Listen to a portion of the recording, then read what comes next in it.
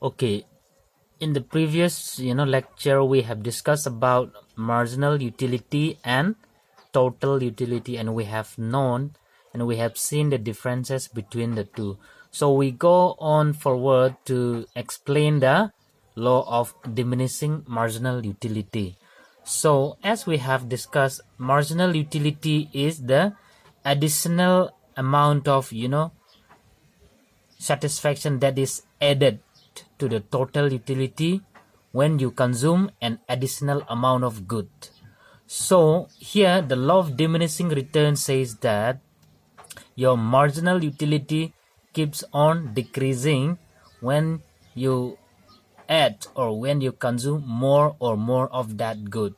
So what is the definition says?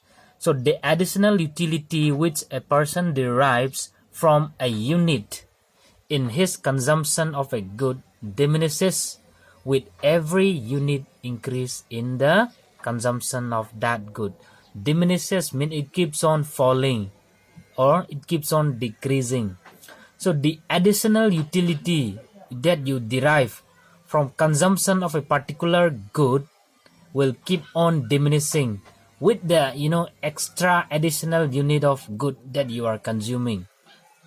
So in simple word, we can say that marginal utility of a good diminishes as an individual consumes more units of a good. So your marginal utility of the good will diminishes as you keep on consuming that particular good.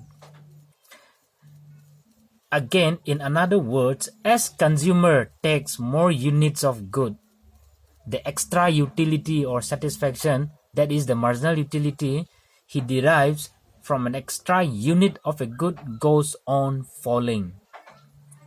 So we have to see that it is the marginal utility that declines and not the total utility. So when marginal utility decreases, we are seeing a scenario even your total utility is increasing at a decreasing rate.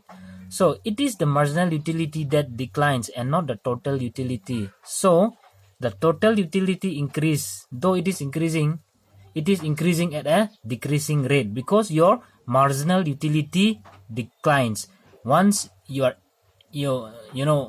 when you are consuming more and more of that good. So we have seen in the table yesterday that your marginal utility declines and even your total utility is increasing at a decreasing rate. That is called the law of diminishing marginal utility. So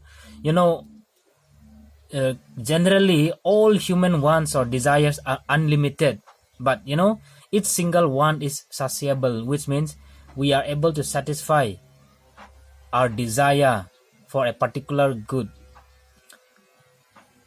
So it is the intensity of want. So our intensity of wants keeps on falling as more goods are consumed. We are talking about a single good here because when we are talking about all types of goods, are unlimited.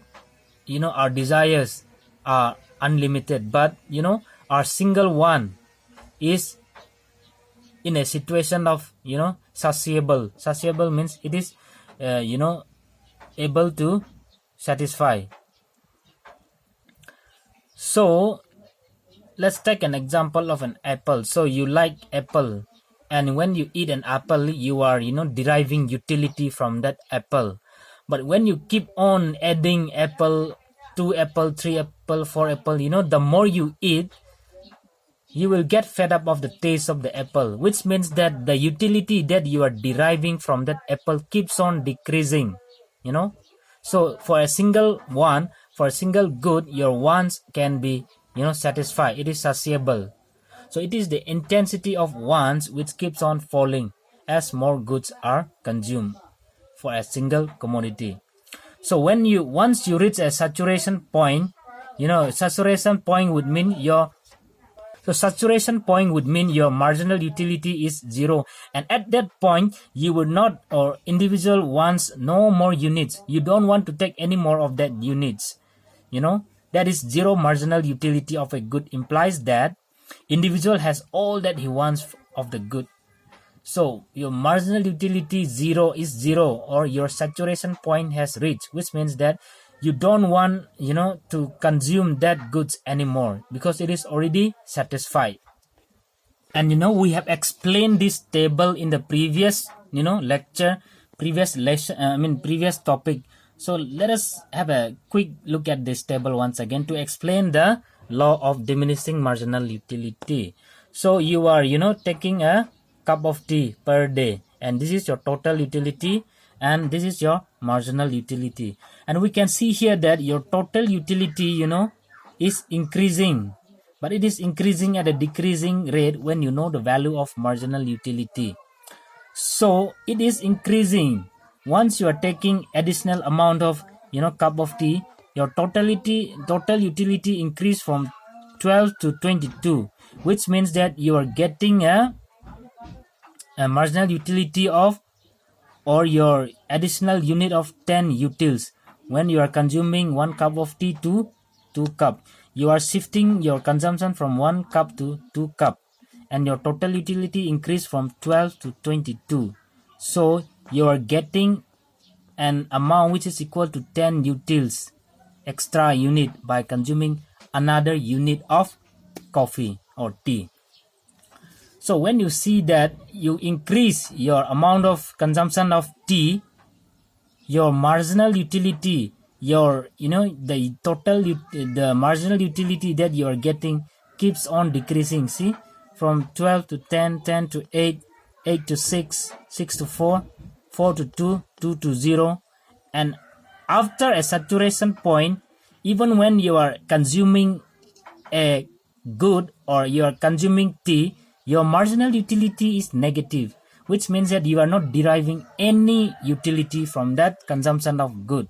See, 6 at 0.6, your total utility is 42 and marginal utility is only 2. So beyond this 6 cup of tea, once you are consuming, then your total utility is also remaining the same at 7 cup of tea, and it decreases at 8 cup of tea, and your marginal utility in return is also decreasing, and at 8 cup of tea your marginal utility is minus or negative, which means that you're not deriving any utility from consumption of the cup of tea. So at this addition, or you are consuming more and more cup of tea, which will lead to decrease of fall in the marginal utility, because your wants for that cup of tea is already satisfied, or it is already reaching a saturation point at 6 cup of tea. And once you are consuming again beyond this level, then you are not deriving any utility. Instead, your marginal utility is negative.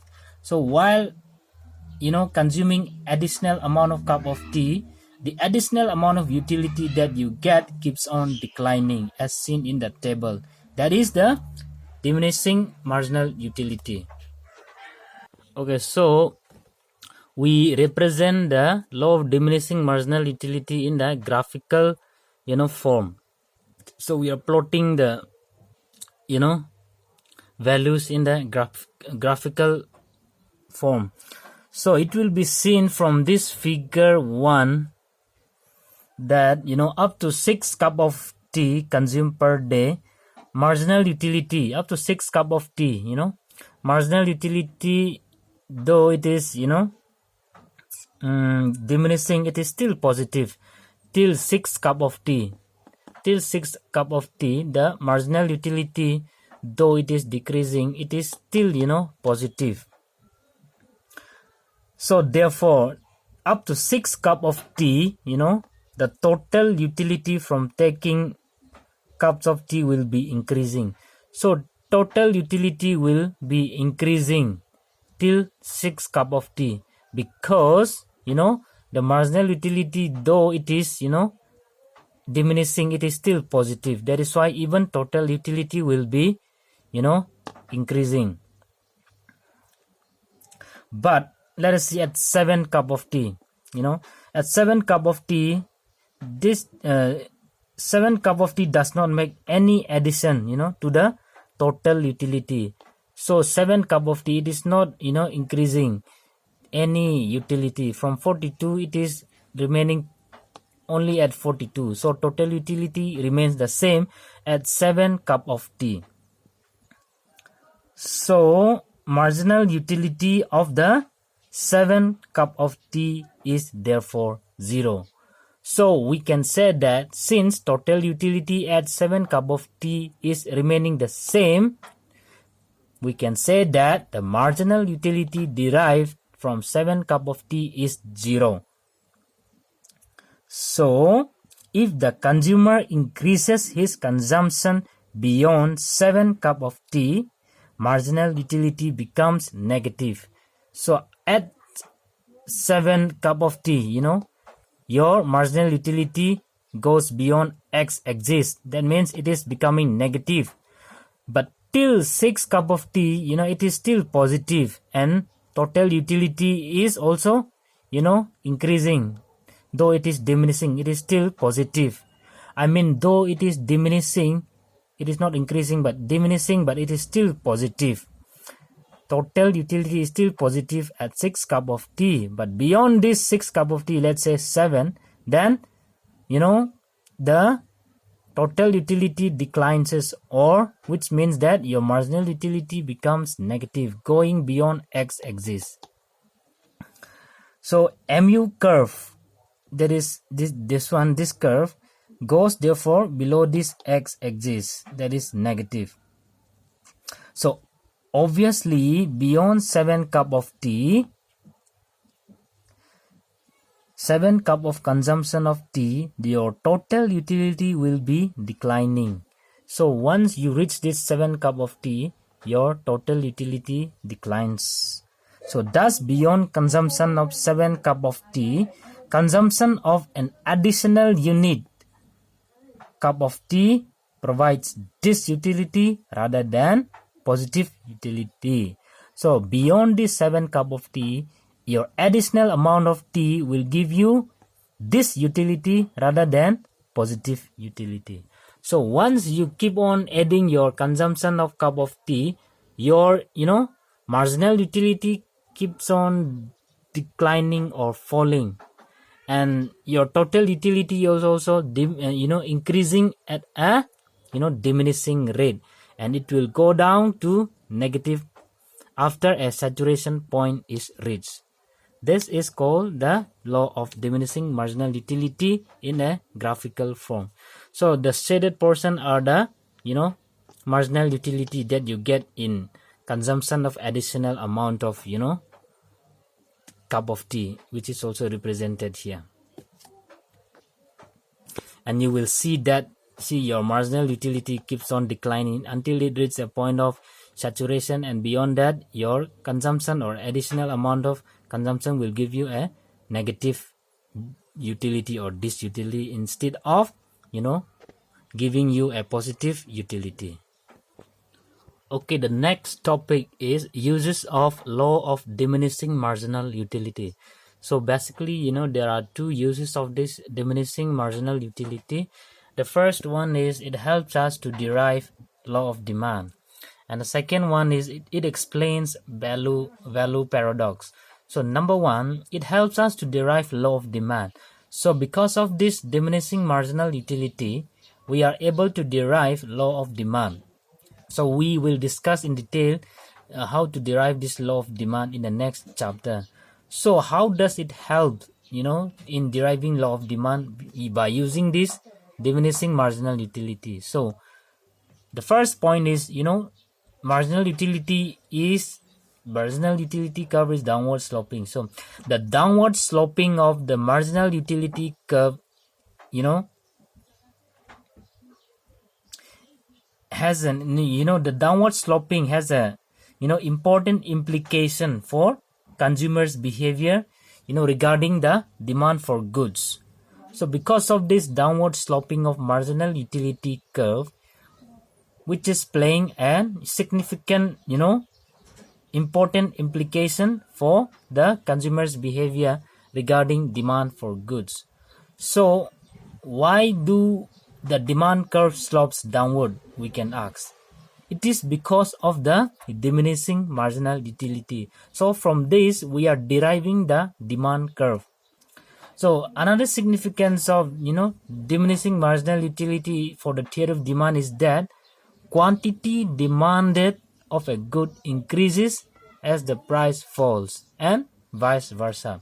So these are some of the ways in which law of diminishing marginal utility is helping us to derive the law of demand.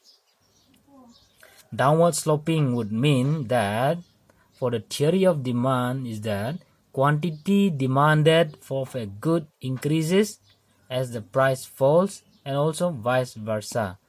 And the demand curve slopes downward, it is because of the diminishing marginal utility. So it is explaining the consumer's behavior regarding the demand for goods. It explains value paradox. So again, law of diminishing marginal utility is crucial for explaining the determination of prices of commodities. It is helping us in explaining the determination of prices of commodities. What are the determinants of the price for various commodities? So again, it is the marginal utility that is explaining the paradox of value. So what is a value paradox or paradox of value? Let us take the example or the commonly known topic, that is water diamond paradox. So paradox of value has been a confusion which were troubling Adam Smith, famous economist, the wealth of nations. Adam Smith was greatly puzzled to know why water, which has a very essential and useful to life, had a very low price, and sometimes there is no price indeed, while diamond, which were quite unnecessary, had such a high price. So these are the questions, these are the puzzles that they were facing. So this value paradox is known as popularly known as water diamond paradox. So he could not resolve this water diamond paradox, but modern economics can solve it with the concept or with the help of this marginal utility. So according to the modern economics, it is the so according to modern economists, they explain that the total utility of a commodity, has the total utility of a commodity does not determine the price. So it is not the total utility of a commodity that will not determine the price of a commodity, but it is the marginal utility which is crucial for determining the price. So determinant of prices for commodities is marginal utility and not the total utility. So now water is available in abundant quantities, so that is relative marginal utility is very low or even zero, therefore its price is low or their price is zero. On the other hand, diamonds, they are scarce and therefore their relative marginal utility is quite high, and this is the reason why their prices are high. So it is the marginal utility and not the total utility that is taken into consideration for determining the prices. So Professor Samuelson explains this paradox of value in the following words. What does he explain? The more there is of a commodity, the less the relative desirability of its last little unit becomes, even though its usefulness grows as we get more of the commodity. So the more the commodity, the lesser the value it becomes. The desirability of people is less when there is an abundance of a commodity. So it is obvious why a large amount of water has a low price, or why air is actually a free good, despite it is very useful for human beings and many other beings. So the many latter units pull down the market value of all units. it is the value. So since they are found in abundance, their market value is less. And diamond, on the other hand, since it is scarce, the relative value is quite high. So their